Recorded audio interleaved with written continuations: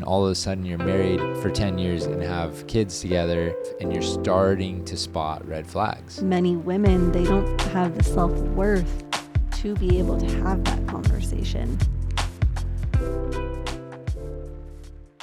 Most of us, we're not healed enough to really spot red flags early on. We get into relationships because somebody's hot, they're attractive, they make money and can provide, they have a skill set. It's really hard to turn down love from an attractive partner. And then all of a sudden you're married for 10 years and have kids together in a house, and you don't want to blow up your life, and you're starting to spot red flags as you heal, as you get awareness. So you then have to start putting boundaries in place with your partner. And I think a bigger conversation would need to happen. I think it would be like this. I really don't want to stay stuck. I want things to change. I'm not okay with the mistreatment that's happening, the emotional abuse, the name calling. So I'm going to put up boundaries. I know my partner can't handle those boundaries. I know when I put those boundaries up, they're going to flail and I'm not going to be able to take it. So I'm actually going to have to go at this a different way, where I sit my partner down and tell them like, hey, I'm changing. I have to change. I have to grow. It's time. I'm going to be boundarying you when you mistreat me. I'm going to protect myself.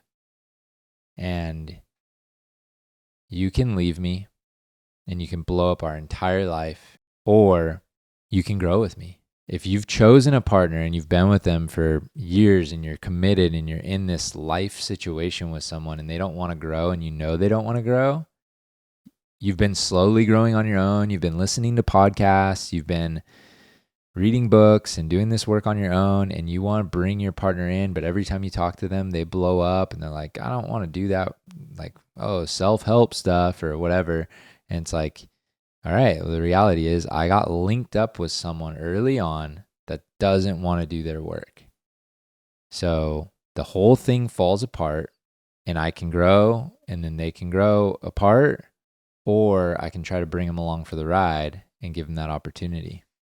Or I suffer in silence. I like that. I think what's tricky is it takes someone who's done a lot of work to be able to facilitate that conversation. I think the average person actually has to start doing a lot of the work and growing and healing before they're able to reach that point. I think a lot of the times, especially in unhealthy relationships, it impacts self-worth. And I know for many women, they don't have the self-worth to be able to have that conversation. There's these like thoughts of doubt in their mind of like, well, I'll be alone forever. Yeah. Yeah, that's real. Like those doubts, those thoughts are real. And the thoughts are real. That doesn't mean they're true. Yeah, like I've been working with men who are in the middle of divorces or cusp of one, or unsure if it's going to happen or not. And the typical thing that I see is really what I call like a little bit of a double-mindedness. And it's natural. Like I was this way too. So it's a state of like, one day you create a picture in your mind. Like if you're on the verge of a breakup, or you're thinking about a breakup, or you're thinking about putting boundaries in place and all this, your mind naturally goes to the future thoughts. And you have a devil and an angel and like a good and a bad thought, and you attach to these thoughts. So you picture two different lives immediately. You go, one life is all the good stuff. I'm going to be single. I'm going to get to date. Men oftentimes will go, now I get to sleep with all these women and just whatever, right? They attach to these thoughts. But then there's this other thought that's like, I'm going to be alone forever. How are people going to view me? Half the time with the kids, or whatever your custody schedule is, child support payments, like whatever it is, that's the negative side. And one day You're riding the high of all the positive stuff, and you're like, let's go. I want this divorce so bad. I can't wait for it to be over and me to be free. And then the next day, you're getting hit with the low, all the hard things.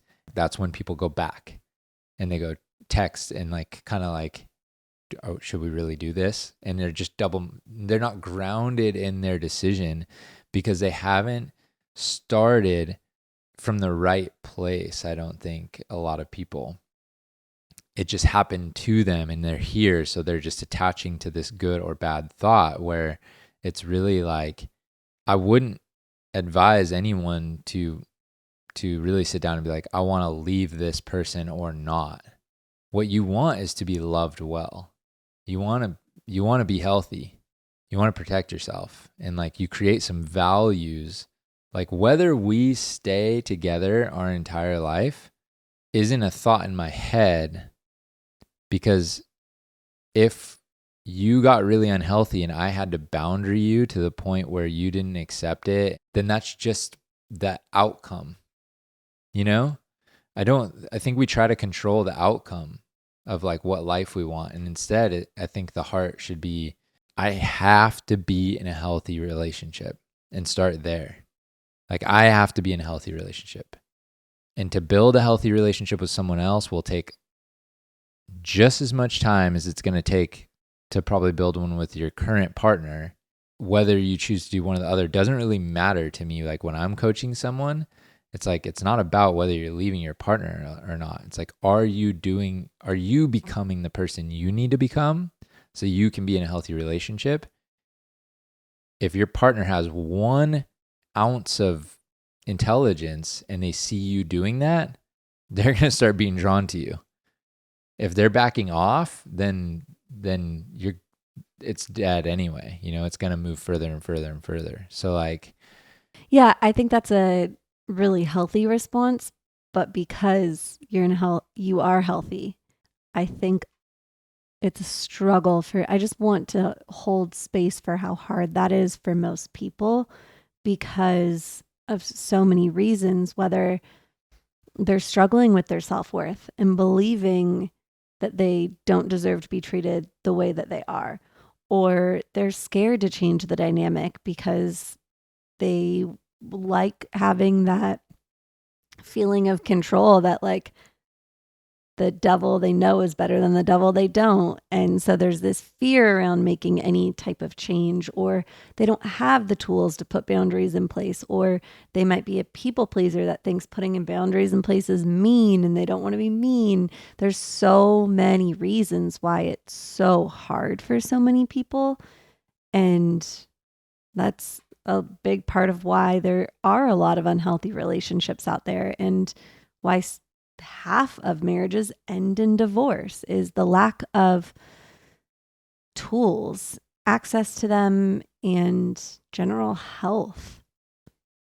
so yeah, okay. I love that. And I thank you for holding space for those people, because I was kind of coming at it probably from like this is the right way to handle it, Well, which is good, but it is how you would currently handle it. yeah. But like, and I don't say this to like throw you under the bus by any means, but like when we first met, you didn't have those skills. No. And I didn't have those skills. And we were like a friggin' hot mess express because we didn't, we truly were.